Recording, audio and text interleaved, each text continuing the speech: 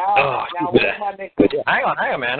Sometimes I got to breathe, man. Sometimes I got to burp. I know you do, man. I know you got to eat. I know you're doing 100,000 things at one time. I know. Yeah. Well, like you said, fine, man. You said, oh man, I filed a claim before the court, and I don't think the judge put it in, created a case file for me yet. Right. You need a case file. Okay.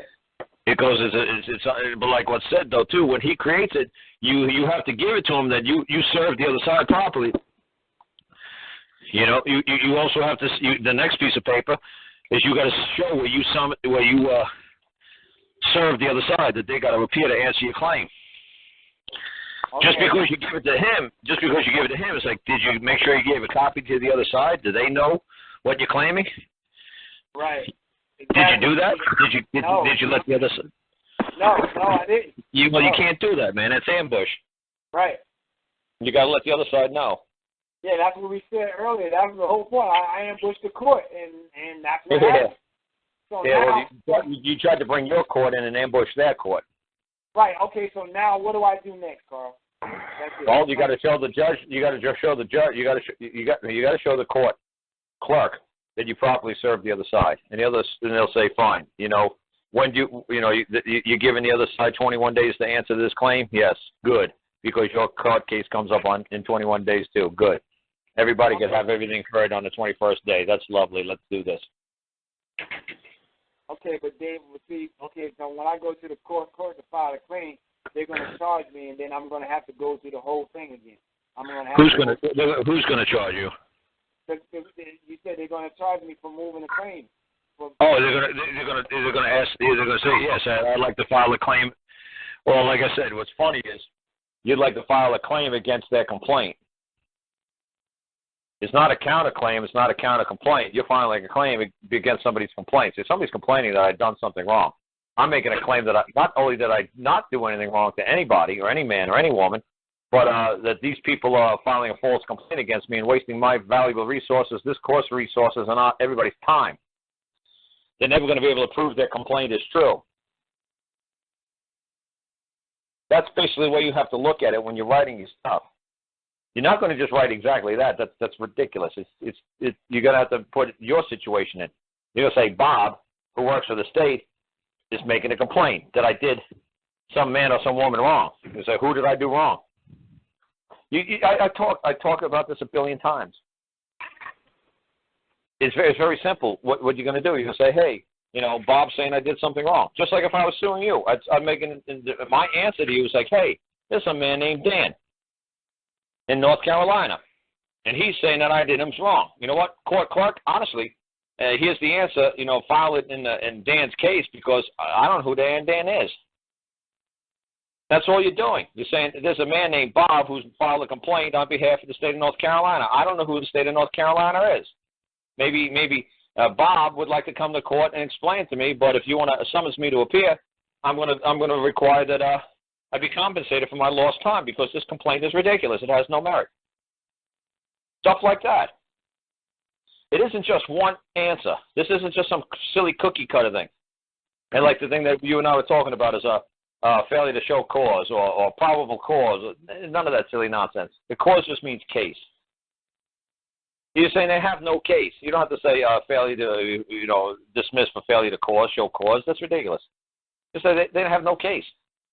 This guy will never be able to prove his complaint. Honestly, I don't answer the complaints. I just answer the claims. It's just simple. You just got to get this in your head, man. This stuff ain't rocket science what I do, man. Look at the silly stuff I wrote. Yeah, look at the silly stuff I did. Listen to the silly people who call me up. The lady was like, what, 28-year-old Spanish lady? And she got a kid back in 2 seconds. The judge said, you don't want to work with me? No. You don't want to work with the prosecutor? No. You don't want to work with the HR? No. Don't want to do with CPS? No. Don't want to work with the guardian lineup? No. Don't want to do what's in the best interest of your child? No. You don't want to do anger management? No. Don't want to do crisis? No. Don't want to do parenting? No.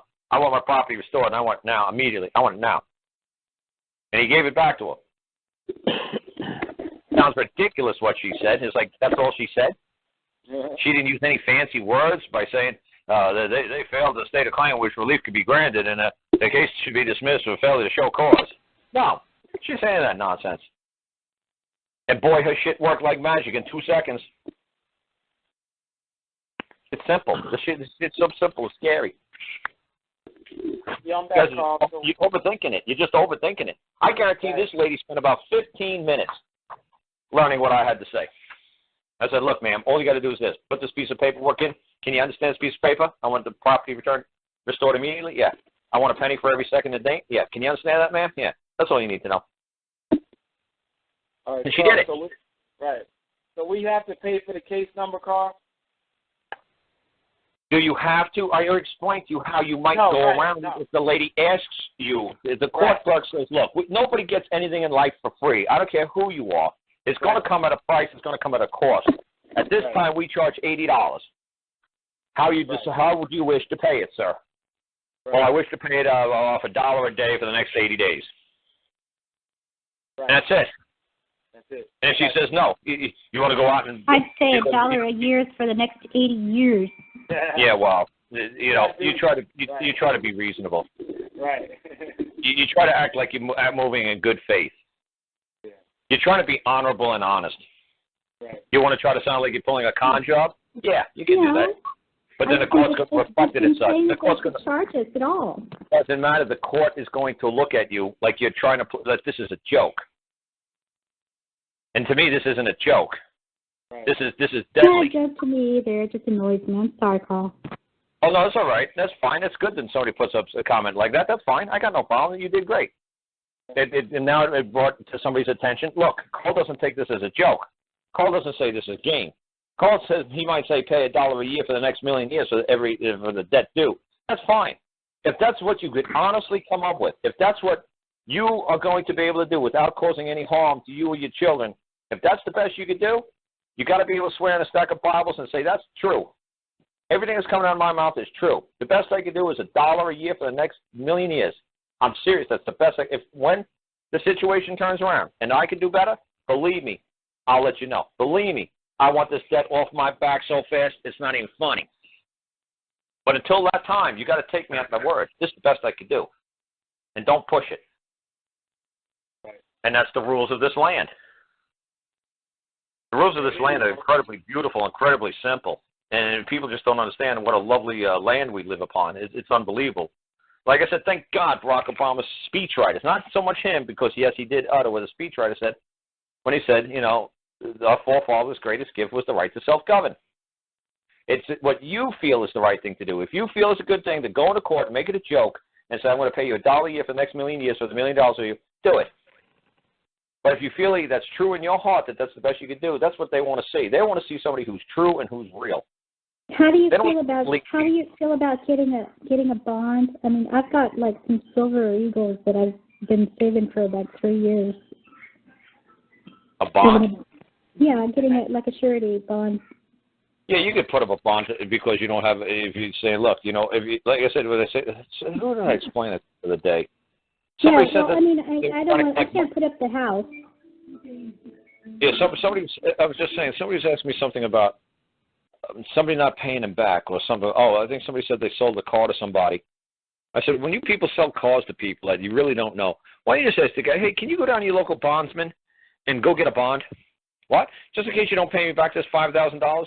Can you? I'm going to let the bondsman chase you around. I don't want to chase you. So can you just go to the bondsman and it's $5,000? I said, I don't know how much the bondsman's going to ask for you. If he knows you, if he sees you're stable, if he sees you're reliable, if he sees that you're a good egg, he'll investigate you better than I can. Let him investigate you. Let him background check you. And if he says, look, you know what? Fine, I'll give you a $5,000 bond. Give me $50 and pay me. If the bond is get called in, obviously I'm going to chase you down for the rest of the money. Or if he says, you know what? To what I'm looking at, your credit rating and everything about you is so bad. No, you want a $5,000 bond? I'm going to need a $4,000 deposit. Well, no, I was thinking about getting the actual substance value of the silver. I'm just saying the bondsman is free to set whatever price. He's like a pawn. It's possible, then. He could set whatever he believes, whether or not you're going to come back and pay the debt, or that you're going to stand up for your word. Yeah, but if somebody's buying something from me and you don't know who he is, say, sure, I'll sell it to you. Just go give me a bond. Go get me a $5,000 bond. I don't care how you get it. I don't care if you put up $5 for the bond. I don't care if you put up $4,999 for the bond. Go get me a bond, and you can have my car. Just go get me a $5,000 bond. I don't care how you got it. I don't care what deal you had to make with the bondsman. Go get one. Pay me, and then I'll hold the bond, or we'll put it in a bank. If you don't trust me, we'll put it in escrow. We'll let some third party and an uninterested party keep hold of the bond, and you pay me $100 a week, like you said, or $100 a month, until the debt is paid off. Don't the like little mom and pop car dealers just put liens on the cars? That's basically all they do too. Right, that's all they do. But they'll come and collect the bill though. They'll come and they'll get a. I bought a car that way. They'll go get a repo man. I don't want to be bothered with the repo man. Just give me the bond. Just let a third party escrow service hold it for me. Just let a bank hold it for me. Let the priest hold it for me. I don't give a damn. But I'm not going to chase you around. You don't pay me, I'm keeping a bond. You can have my car. Just go get a bond. What? Go talk to a bondsman. He'll tell you how to go get one. If you want my car out there, go get one. You show him that you're a good egg. You show him that you're a good man or a good woman. You prove it to him. You don't prove shit to me. Just give me the bond.